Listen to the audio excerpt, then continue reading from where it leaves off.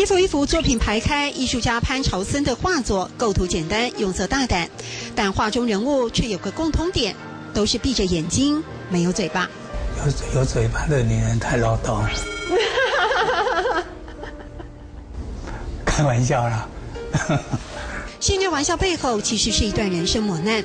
儿时曾受眼疾之苦，让他对光极度珍惜渴望，个性极尽少言，用画沟通。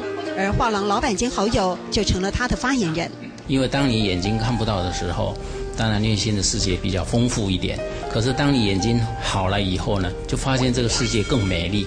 所以他从此呢，就是专心的来画画，把他内心的世界表达出来。一张素描是46年前初恋的遗憾，用色缤纷却萧瑟沉静，强烈对比的画风投射艺术家终其一生对爱的追求。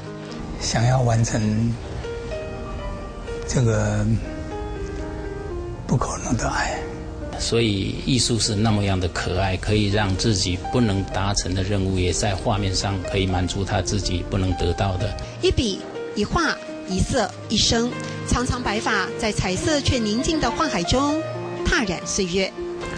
其实老师人生缩影里面有很多的磨难哦。不过画室当中有遇到困难吗？学习当中有遇到困难吗？有哦。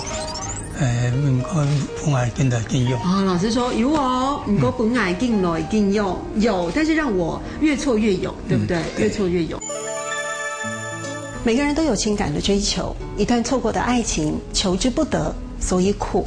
但这苦最后会变成什么？潘老师把它升华，变成他创作的能量。学习当中有遇到困難麼？有哦，唔過本來見來見用。學習當中有遇到困難麼？有哦，唔過本來見來見用。